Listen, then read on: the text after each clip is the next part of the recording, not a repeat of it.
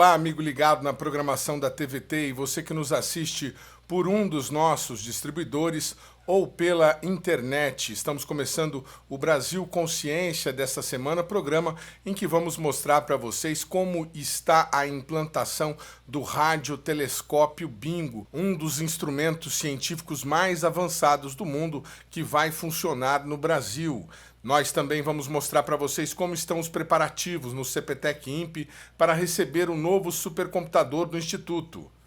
O programa Brasil Consciência, como vocês sabem, é uma realização do SINDCT, o sindicato que representa os servidores públicos federais do INPE, do DCTA, do CEMADEM e da Agência Espacial Brasileira.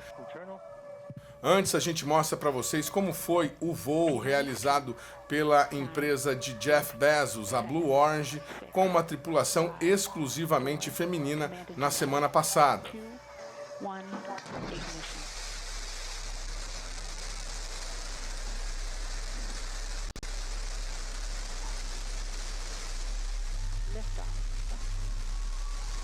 New Shepard has cleared the tower.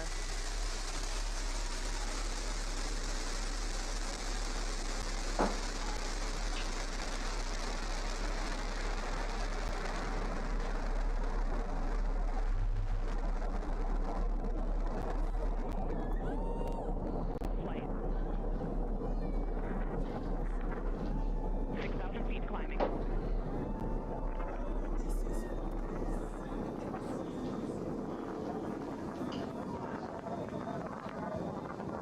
Begin throttle down for Q limiting. O voo, considerado uma jogada de marketing para a missão Artemis, incluiu em sua tripulação a cantora Katy Perry.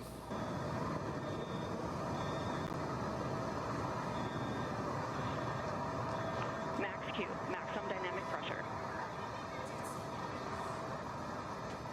Mach 1, vehicle is supersonic. Engine back up to full throttle. Supersonic, we have passed through max Q, maximum Chamber pressures look dynamic good. pressure. That's when the vehicle, the stresses between the atmosphere Passing and the 47,000 speed feet are and at their climbing. maximum. So to punch through that is so important. You see the BE3 engines, it's firing beautifully. You see the stream of steam behind it. Those ladies right now are 1 minute, having 40 an seconds into flight. incredible view on their way to space. Passing through 80,000 feet, 1,300 Passing miles per 85,000 hour. They're going to peak at about 2,300 miles an hour over Mach 3, 3 times the speed of sound. Shortly coming up, we'll have MECO, main engine cutoff. We will turn off the engine, but the two craft, the capsule and the booster, will continue their ascent to Gas 5 space. MECO. Gas 5 MECO.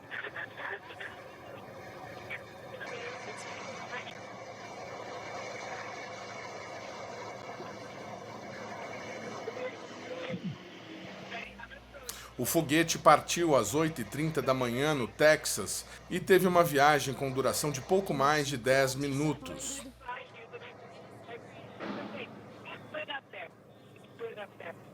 328,000 feet, 100 kilometers. Welcome to space, ladies, or shall I say, astronauts. Oh, the moon! You guys, I have to tell you, look at the moon. Look. Oh my goddess! Oh my god! Oh my goddess! That's our pink moon. I love you, Jackson! You're in space! And just in case it wasn't clear, those are the astronauts. Those are their voices that you're hearing. Apesar de ser considerado um voo suborbital, o foguete ultrapassou a linha de 100 km de altitude da Terra, ponto que marca a separação entre a atmosfera e o espaço sideral.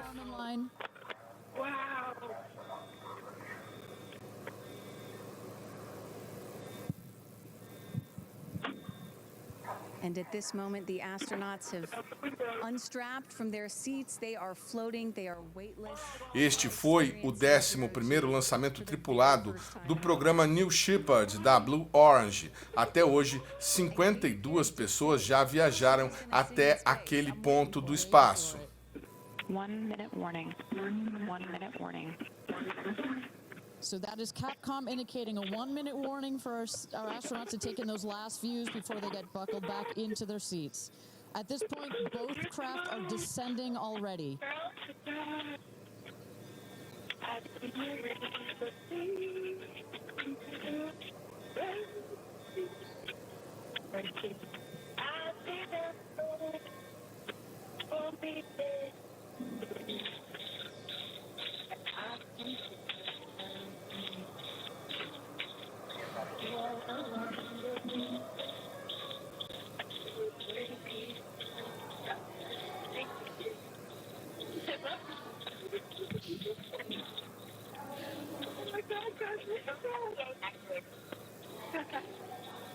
Wow.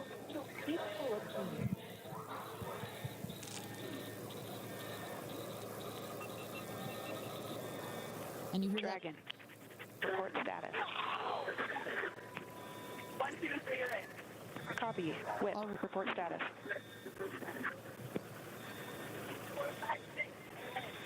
Copy. All astronauts in seats. And a great piece of news there. All astronauts are back in their seats. You see the two craft now that on the bottom, that is the rocket that is screaming back down to Earth. The rocket will beat the capsule to its landing spot just 2 miles north of where it's taken off from. At the top of the rocket, you see a couple of fins that have popped out. Those are to stabilize the rocket as it comes into land. Shortly thereafter, you will see the drag brakes that deploy that will cut the speed of the rocket in half. And then in the last moments, And there it is. We can see it from the stage. there comes the rocket down. It's going to relight its engine. We're going to also see a sonic boom. We're going to hear that shortly here.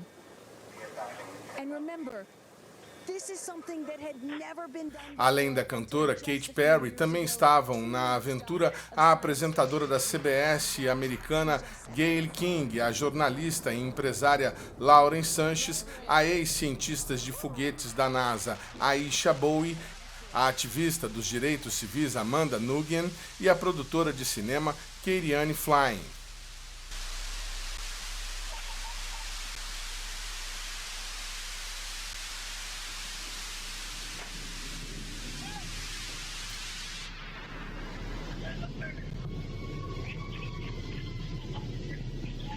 And booster touchdown, welcome home, New Shepard.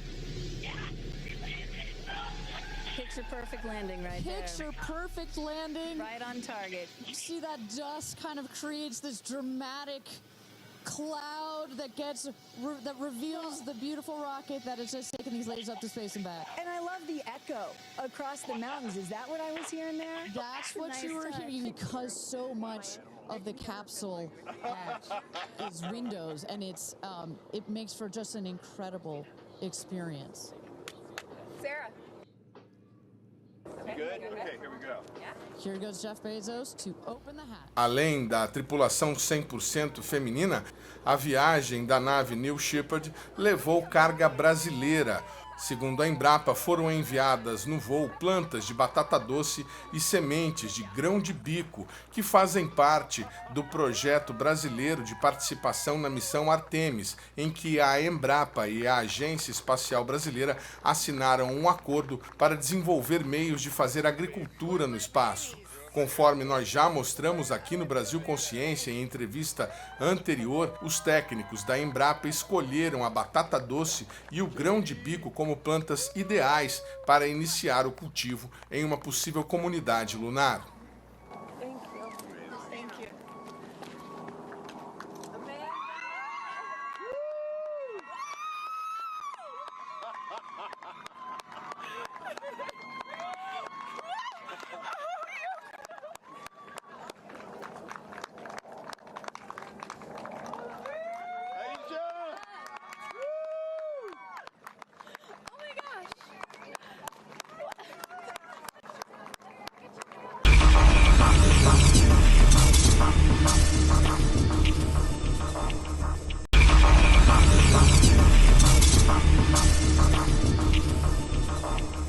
Muito bem, nosso contato agora é com o INPE de Cachoeira Paulista. A gente vai falar com o Ivan Márcio Barbosa, que é o coordenador de supercomputação do INPE para saber como é que está o processo lá para a instalação do novo supercomputador do Instituto.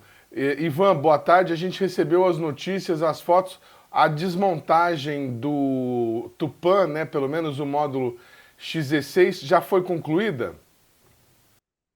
Boa tarde, Edmond. É um prazer atender vocês aqui. Obrigado pela oportunidade de mostrar todo esse trabalho que nós estamos fazendo aqui no INPE. Bom, o supercomputador Tupã, ele tem dois módulos, né? O módulo mais antigo é o chamado módulo X16. Nós já desmontamos todo esse módulo e parte dele nós guardamos aqui para a educação no INPE, né? Por exemplo, muitos estudantes vêm aqui conhecer, querem saber como que é um supercomputador por dentro, né? E a outra parte nós foram entregue para a área do INPE, que vai dar destino correto, tá? Nós guardamos também algumas peças e partes que podem ser utilizadas no outro sistema que nós temos aqui, que é semelhante da mesma família, e a gente passa a ter essas peças de reposição. E por que que nós fizemos isso? Onde estava o supercomputador, esse módulo X16, nós já temos toda a parte de encanamento de água gelada. Já temos toda a parte de cabeamento elétrico, fibras óticas, e aí nós decidimos colocar no mesmo lugar, de forma que a gente consiga economizar tempo e recurso financeiro também. Então, a parte hidráulica está pronta, já está tudo resolvido. Agora a gente está trabalhando na parte elétrica, que muda algumas questões de tensão, de corrente, bitola de cabo, tal.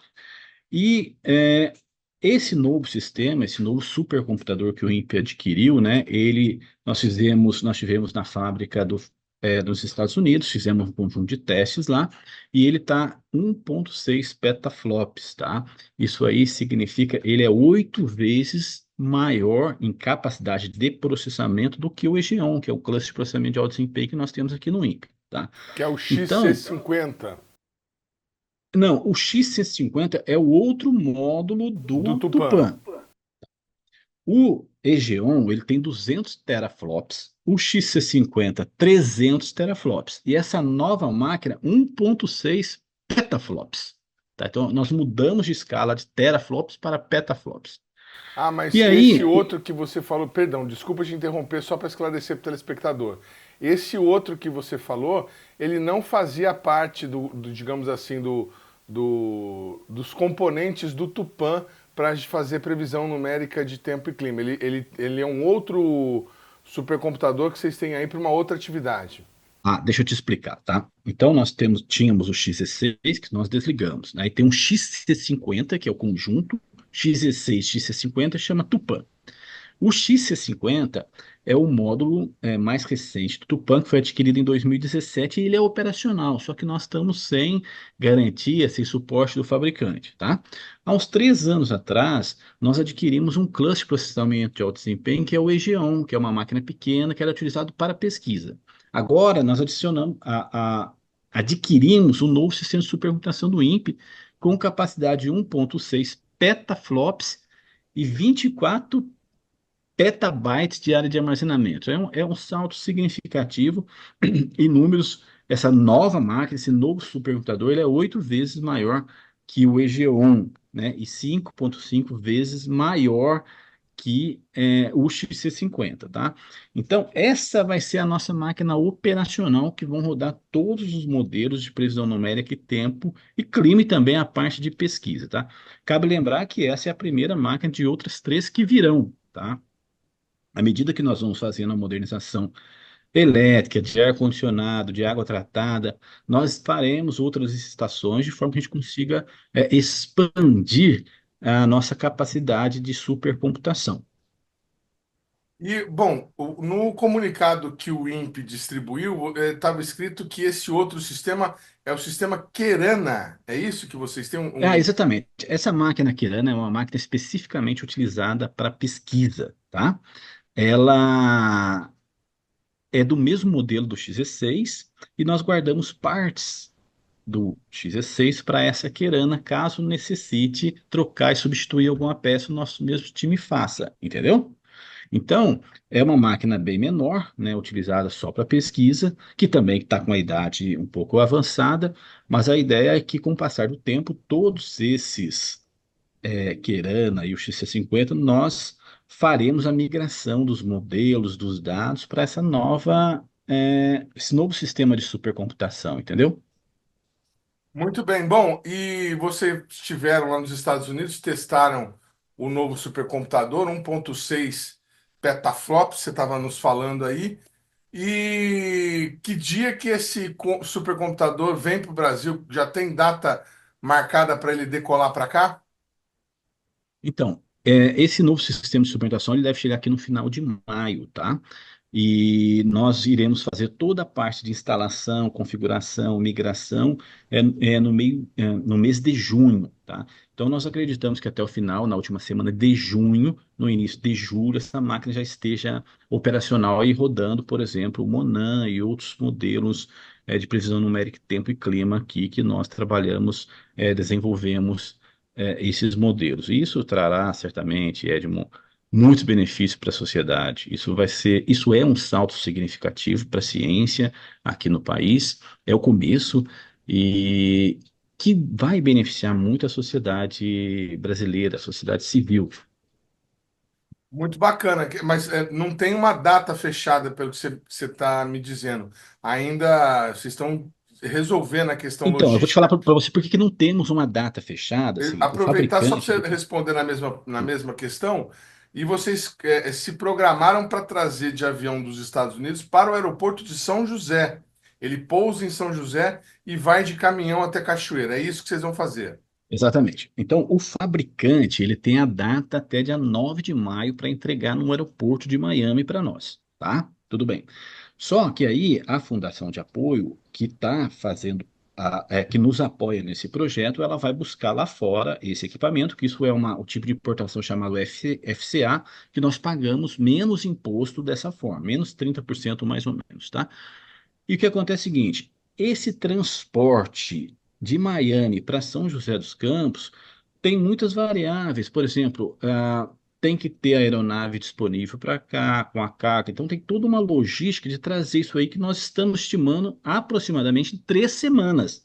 Então, eu não tenho a data correta de quando essa carga vai chegar aqui no Brasil, porque tenho esse planejamento da logística. E quando eu tiver essa data, eu passo para vocês. Olha, a aeronave, ela provavelmente ela chegará no aeroporto em São José dos Campos no dia tal, e aí nós teremos todo um acompanhamento de trazer essa carga do aeroporto de São José dos Campos para Cachoeira Paulista. Aí nós vamos subir com essa carga dentro do data center e aí aqui já vai estar o time de engenharia da fabricante, a HPE Cray, de forma que a gente já vai desembalar e já vamos começar a trabalhar para nós montarmos e colocarmos essa máquina operacional o quanto antes.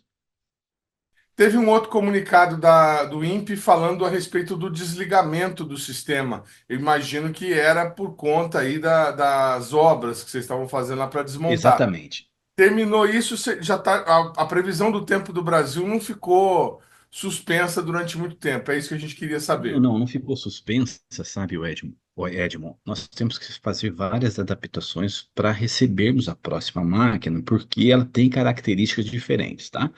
A primeira parada que nós fizemos, uma parada programada, é um upgrade da nossa rede de comunicação de dados aqui dentro do CPTEC. Então, nós tínhamos a conexão de 1 gigabits por segundo e fomos para 10, 45, 100 gigabits por segundo. É um salto significativo, onde nós fizemos toda a melhoria, tanto no nosso sistema de rede, quanto no nosso sistema de segurança da informação. Essa parada foi no dia 23, de março.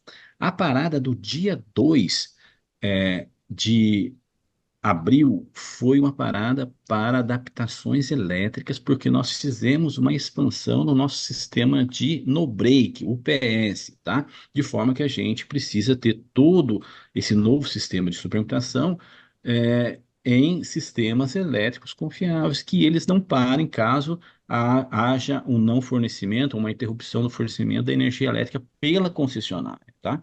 Então, não é só comprar o sistema de suplementação, nós precisamos fazer melhorias no sistema elétrico, tanto do ponto de vista de no-break, de cabeamento elétrico, de tensão, de corrente. Nós precisamos fazer melhorias no sistema de ar-condicionado, modernizações. Nós precisamos fazer também melhorias e modernizações no sistema de água, que já foi feito. Nós substituímos uma torre de resfriamento. E uma coisa muito interessante, o Edmond, é que é o seguinte: cada rack ele pesa 1,25 toneladas, né? Então nós fizemos um estudo dessa massa constante, são 5 racks num pedaço, numa área pequena, e foi necessário fazer o reforço na laje, porque é muito peso numa pequena área na laje do prédio do CPTEC, tá? Então nós estamos fazendo isso aí também, de forma que a máquina chegue.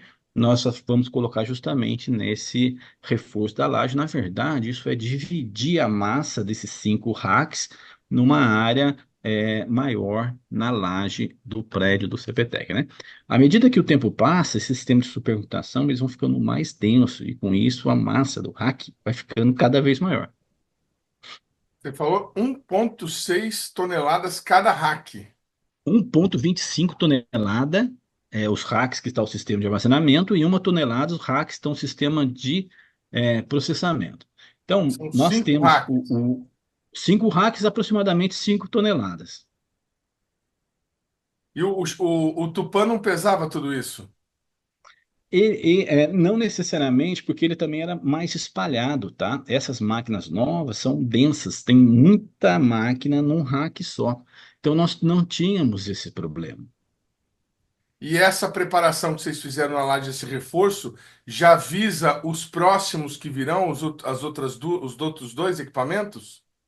Não, não. Esse reforço é apenas para essa máquina. Os próximos equipamentos nós teremos que fazer o reforço de acordo com a característica do supercomputador que chegará, que vai depender da empresa que vai ganhar a licitação, entendeu?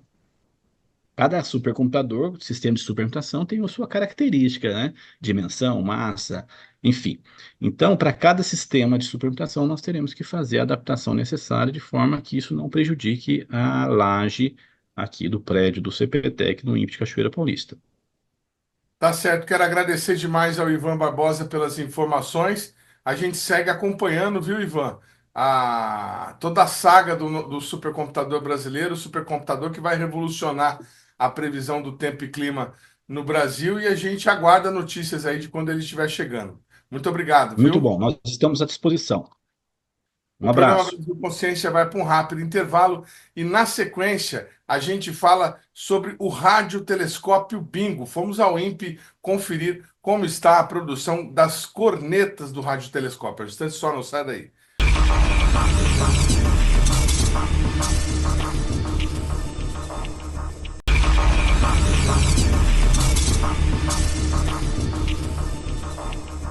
Terceiro bloco, programa Brasil Consciência de volta, e a gente fala agora sobre a construção do radiotelescópio Bingo, que está sendo realizada no município de Aguiar, no interior da Paraíba, e que deverá dotar o Brasil de um dos mais poderosos instrumentos de astronomia e astrofísica do mundo.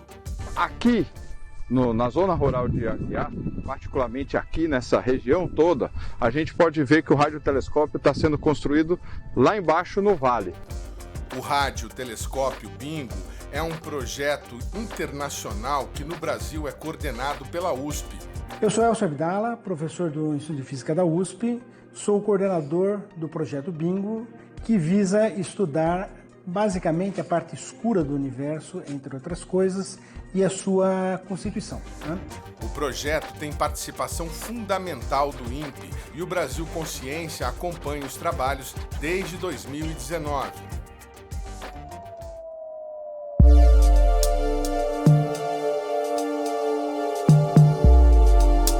Isso é uma corneta corrugada, ela tem vários dentes, como dá para vocês verem daí. Ela é um protótipo de uma corneta que vai ser utilizada para medir a distribuição de hidrogênio neutro no universo, do universo mais ou menos próximo de nós até o universo quando ele tinha mais ou menos a metade da idade que ele tem hoje. Esse protótipo é o primeiro de 50 que a gente vai fazer. Isso vai ser colocado num radiotelescópio bastante grande, que vai ficar no estado da Paraíba, numa região chamada Serra do Urubu, no Vale do Piancó.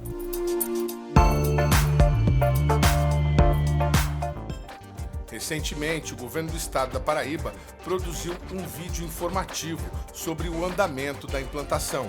Nossa jornada começa aqui, em Aguiar, no sertão da Paraíba, onde está sendo instalado o maior radiotelescópio da América Latina. Mas por que Aguiar? A escolha do município foi resultado de uma intensa pesquisa. A região não possui contaminação ou interferência de sinais de celulares ou aeronaves, que é essencial para o funcionamento do radiotelescópio.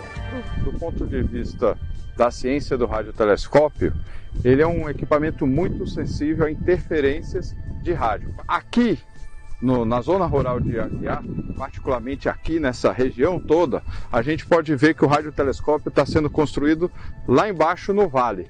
E todos esses morros, digamos, montanhas, eles protegem o radiotelescópio de receberem sinais de celular, interferência e outras interferências indesejáveis que atrapalhariam o desempenho do radiotelescópio. O Bingo é o primeiro projeto de grande cooperação, ou grande colaboração, como é chamado, que é sediado aqui no estado da Paraíba. Ou seja, envolve, além da Paraíba e instituições aqui presentes, envolve instituições de várias partes do mundo, como instituições chinesas, inglesas, francesas. Então, a grande importância do ponto de vista de ciência e tecnologia. O Bingo ele é um equipamento que ele vai trazer, junto com ele, investimentos que vão envolver o desenvolvimento de inovações. Por exemplo, o Phased Array, que foi adquirido, ele é uma área de inovação na área de radares, na área de por exemplo, de equipamentos furtivos.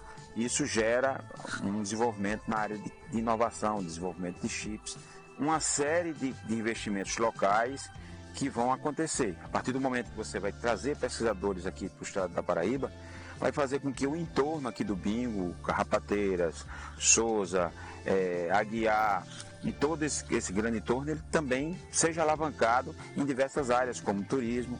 Tudo isso vai melhorar bastante com o Bingo aqui em Aguiar. O projeto Bingo tem como objetivo fortalecer a pesquisa e a inovação científica na região e no país. Estamos aqui na zona rural de Aguiar, mais precisamente no sítio onde está sendo construído o radiotelescópio Bingo. E vocês podem ver, ali está, para aquela direção lá, onde está sendo construído o radiotelescópio Bingo.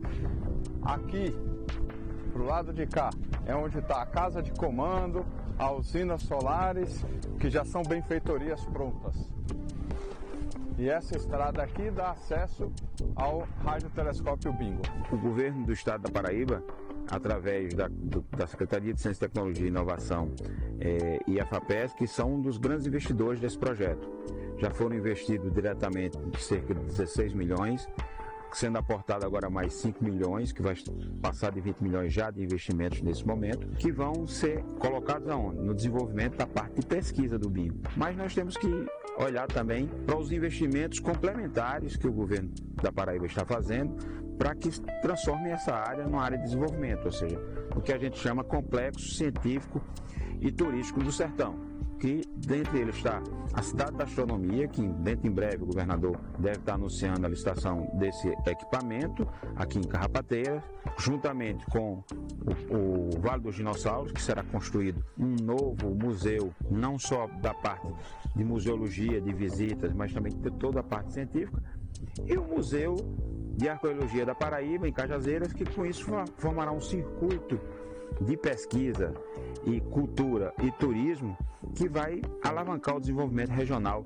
dessa região aqui do sertão paraibano, baseado na ciência e tecnologia. Apesar de tudo isso, muita gente ainda não sabe o que é um radiotelescópio e quais os impactos dessa ferramenta para o avanço da ciência. Um radiotelescópio, que a gente usa em astronomia e cosmologia, funciona como um rádio normal. Na verdade, eu sempre falo que um radiotelescópio é um radinho metido à besta. É que o radiotelescópio ele tem uma grande sensibilidade para conseguir captar ondas de rádio muito tênues, muito fraquinhas assim, e conseguir fazer análise. Para que ele consiga obter essas ondas de rádio super fracas que vêm lá do universo, vêm de estrelas, vêm de galáxias, de planetas, o que a gente faz? Um captador, que seriam essas antenas ou refletores, muito grande. Então, no caso do radiotelescópio Bingo, a gente tem um refletor, um espelho da ordem de 40 metros de diâmetro, né? Daqui até aqui. Então vem a onda de rádio, então toda a onda de rádio que vem, ela consegue ser coletada nessa área aqui, e isso aumenta a quantidade de onda de rádio que a gente obtém, vindo de um certo fenômeno, então aumenta também a sensibilidade. Aí no caso do bingo, essa onda de rádio, ela vem nesse primeiro espelho, que é o espelho primário, ela é refletida para o espelho secundário, esse segundo, que também tem mais ou menos 40 metros, mas está em pé, e desse espelho aqui, de 40 metros, a onda de rádio vem para essa torre, que é a torre onde estão as cornetas, onde de fato estão as antenas. As antenas que aí o sinal de rádio ele é convertido pela antena em sinais elétricos. E é neste ponto em que entra a participação do INPE com o desenvolvimento e a coordenação para a construção das cornetas. O bingo começou quando com você? Eu entrei em 2016. Ele já estava rodando no Brasil desde 2014 e na Inglaterra desde 2011. Tá, então estamos aí com quase 10 anos de projeto finalizando. Isso. E aí dentro estão as cornetas. Então, aqui a gente trocou as portas desse galpão, né? E manteve essas 4 cornetas aqui armazenadas. Os Magic Teeth que você viu na bancada, cada um está numa caixa aqui já encaixotado para ir. O kit a que se referiu o Carlos Alexandre Wensch é um conjunto de equipamentos considerado o coração do instrumento. O dispositivo desenvolvido no Brasil será responsável por receber os sinais nas cornetas e transformá-los em informação para a ciência. Isso aqui conecta na saída da corneta. O que é isso aqui então? Isso é um polarizador. O sinal que vem da corneta, ele entra aqui, é dividido aqui nesses dois polarizadores, né? E o sinal sai para uma cadeia, nós estamos testando desse lado, tem uma cadeia idêntica do lado de cá. E o sinal que passa por aqui é combinado com o sinal de referência, que é essa peça aqui. É um sinal de referência, a gente chama de um confete. E aí tem uma soma e uma subtração, quer dizer, esse sinal de referência dá uma soma para cá e uma subtração para cá. É amplificada, deixa eu ver se nós estamos com o amplificador ligado. Tá, aqui não tá, aqui está fechado, né? Tem uma outra peça igual a essa. Esse amplificador joga para um pedacinho da cadeia. Isso aqui é um filtro. A gente está com a parte desmontada, que é um trocador de fase. Ele não está montado aqui. E tem um sinal, né? Essas pecinhas azuis passam para o trocador de fase, que são essas 2 peças aqui. Jogam nesse circuitinho que faz o mesmo papel desse cara grandão aqui, que é um híbrido. E daqui, né, a gente injeta o sinal, tem essas 2 saidinhas aqui, né? Peraí. Entrada, soma, peraí, estou sem óculos. Uma das 2, estou sem óculos, uma dessas 2 aqui. Isso entra nesse brinquedo aqui, ó. Isso é um analisador de Fourier, é uma peça. É um equipamento que ele pega aquele sinal que vem da corneta e separa num monte de canais. Ele faz o que a gente chama de transformada de Fourier. Um sinal com um monte de frequências e ele separa todas essas frequências. E daqui vai para o computador, daqui a gente começa a fazer ciência. O hardware para aqui, né? E depois é computador, programa e tal. Esse dispositivo foi todo desenvolvido aqui, Alexandre? Foi. Ó. Essa peça a gente comprou da África do Sul, do mesmo fabricante que faz para o Square Kilometer Observatory, o SKA. Agora, isso aqui é projeto brasileiro, fabricação aqui em São José. O circuito, o projeto original, essa parte aqui, né, original era em inglês, a gente alterou bastante coisa, então é meio inglês, meio brasileiro. E os componentes o Brasil não faz. Então, isso aqui vem da China, isso aqui vem da Inglaterra, isso aqui vem da Inglaterra. Isso aqui a gente fez, esse circuitinho de descombinar os sinais, foi feito aqui, projetado aqui na Paraíba e feito aqui. Então tem bastante coisa nossa. Legal. Produção local. E cada corneta, cada uma das 28 vai ter um desse? Cada uma das 28 vai ter um desse. Isso é parte integrante do sistema de recepção. É a corneta, mais esse polarizador, mais esses Magic Teeth aqui.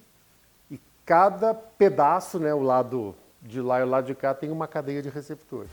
As próprias cornetas foram desenvolvidas no INPE em uma adaptação ao projeto original inglês, conforme mostramos há 5 anos. A ideia do projeto é inglesa e além da Inglaterra estamos nós, a Universidade de São Paulo, a Federal de Campina Grande, o Instituto Politécnico de Zurique, a Universidade de KwaZulu-Natal na África do Sul, a Universidade de Yangzhou na China e o University College em Londres.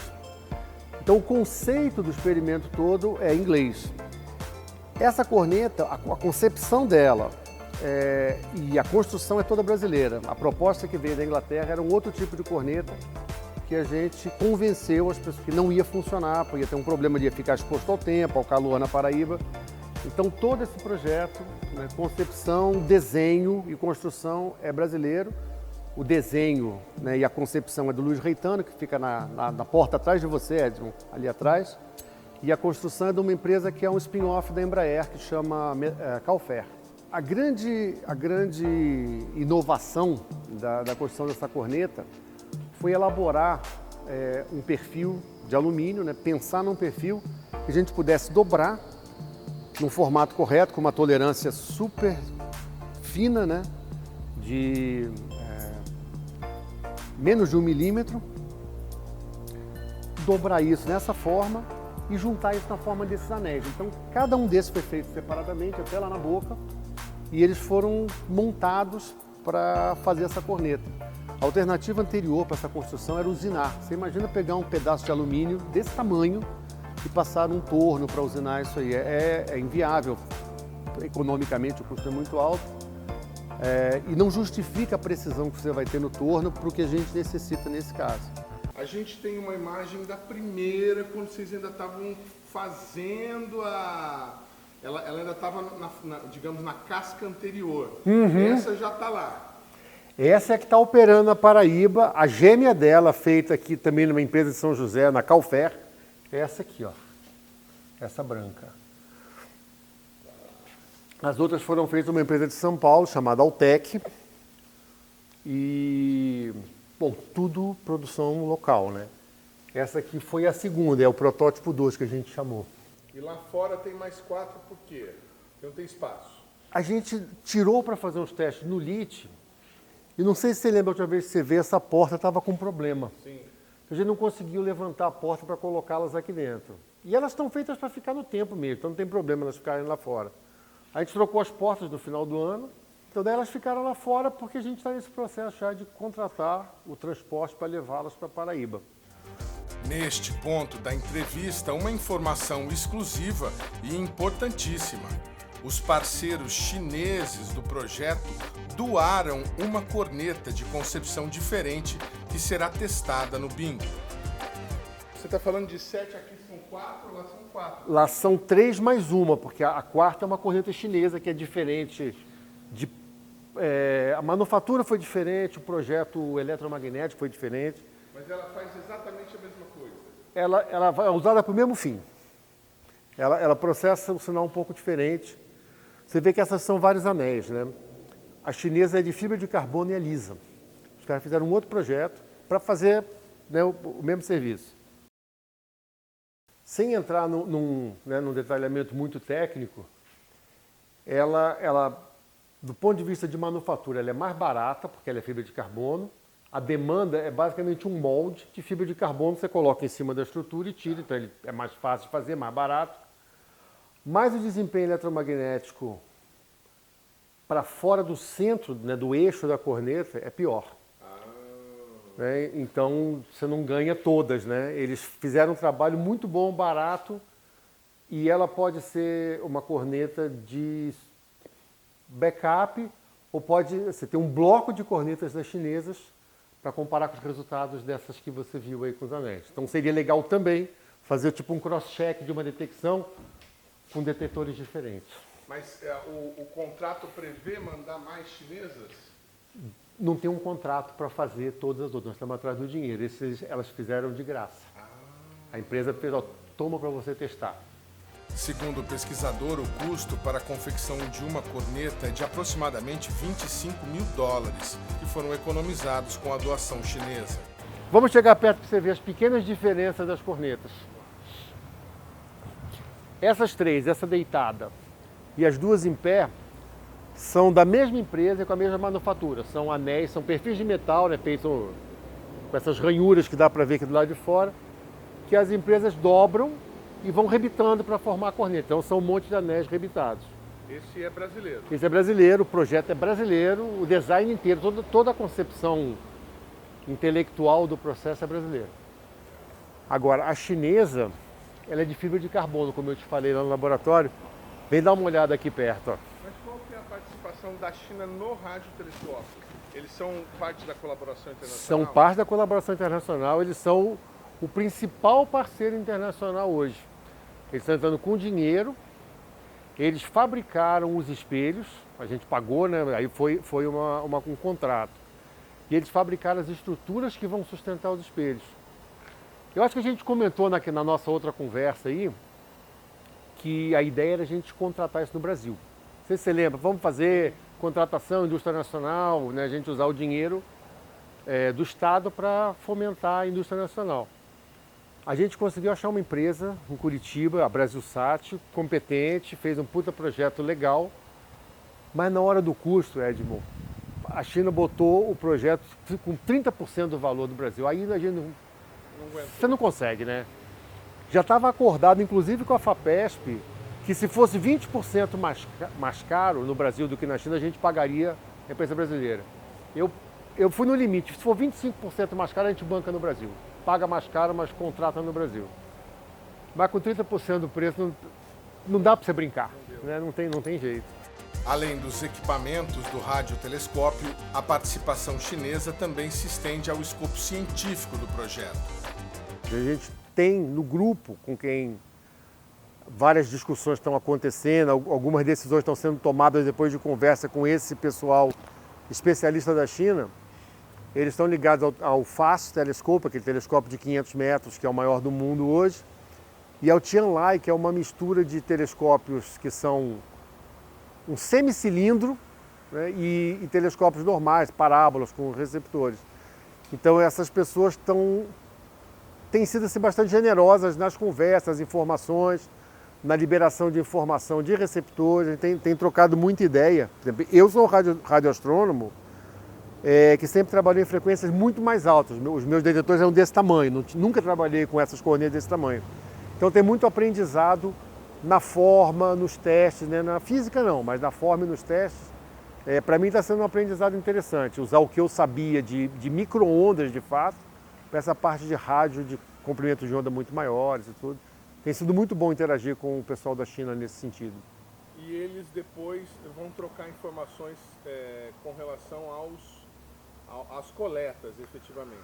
A participação na análise de dados, né, e na discussão científica e é aberta para os dois lados, não tem restrição de participação chinesa. E no que está acontecendo na China, eles têm nos chamado cada vez mais para participar. Então tem sido um trabalho de mão dupla, que é o que se deseja em ciência, né? Você trocar de fato as informações. E aquela ali então é a Aquela ali é a deles. Como eu falei, ela tem várias coisas boas, peso, estrutura, a manufatura é mais simples porque é fibra de carbono. Ela parece menor do que as nossas também. É porque o projeto é diferente, né? Ela não tem esses dentes que a gente vê na grande, então ela é lisa por dentro. Então você não precisa o comprimento é um pouco menor, uns 40, 50 centímetros menor, mas não tem essa estrutura dos anéis. Ela é toda lisa por dentro, ela é feita uma rampa de tobogã assim, né? Mas a ideia agora é eles fazerem mais e mandar para Comprô? A gente tem conversado para eles mandarem, não vou lembrar exatamente se mais 4, se mais 3 ou mais 6.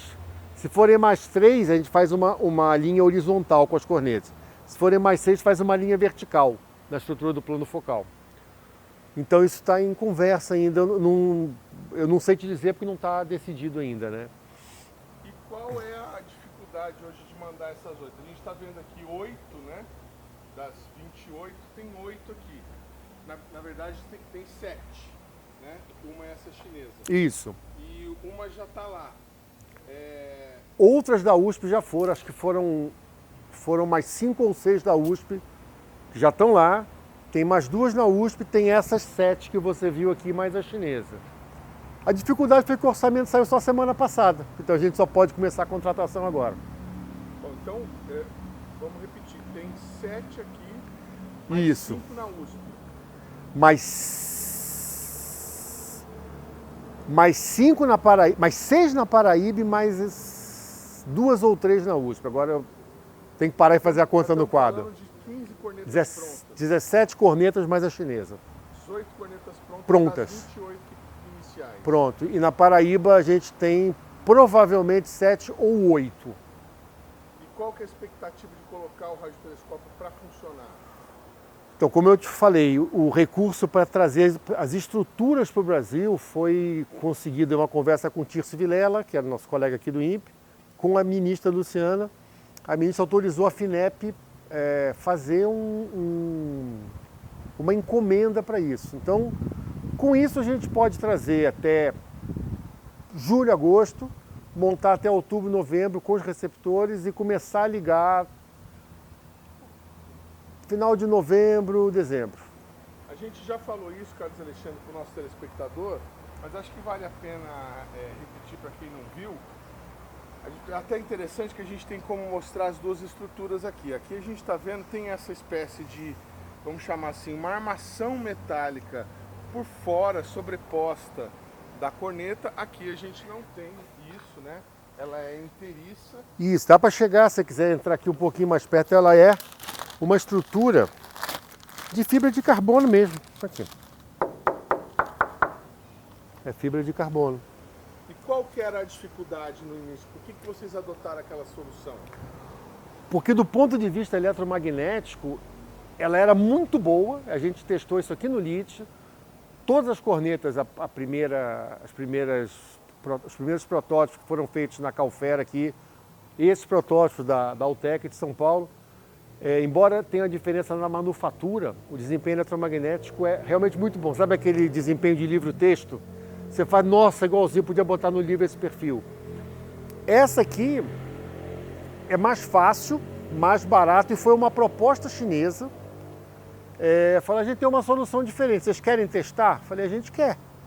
Eles testaram, mandaram um log para nós e a gente fez uns testes básicos aqui no INPE e de fato ela tem um desempenho parecido. Para algumas coisas ela é melhor, para outras coisas, como eu te falei,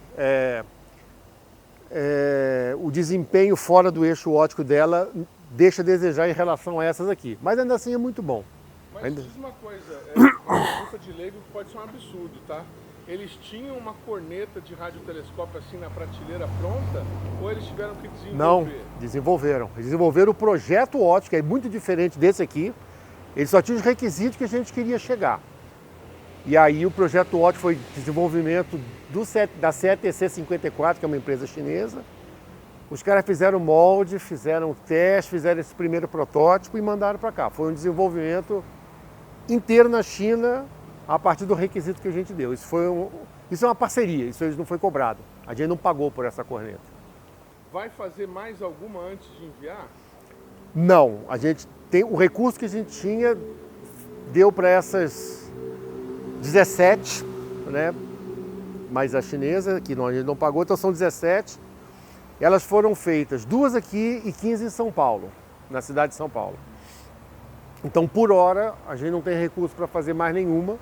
O recurso está todo destinado para fechar a estrutura, construção civil, cabos, né, a parte de operacionalizar, botar o telescópio em pé na Paraíba. Como participante do consórcio, do projeto, você deve ter alguma informação sobre esse andamento aí de civil lá do local. Como é que está isso? Então, o INPE coordenou um projeto da FINEP para preparar o terreno. O terreno era bastante inóspito, vamos dizer assim. E a gente fez um projeto de engenharia para preparar o terreno para receber a construção civil. A FINEP autorizou no final do ano o dinheiro para a construção civil Então botar furação, concreto, ferragem. Isso foi licitado semana passada, a empresa que deve fazer essa obra vai ser escolhida essa semana, a licitação aconteceu semana passada. E o cronograma de execução dessa construção civil é 90 dias, então a gente imagina que julho, mais junho, julho, agosto, sempre tem atraso, construção civil sempre atrasa, bota um mês a mais, agosto ela deve estar sendo concluída. Com dinheiro na conta. Então essa aí tem o dinheiro já na conta da FINEP.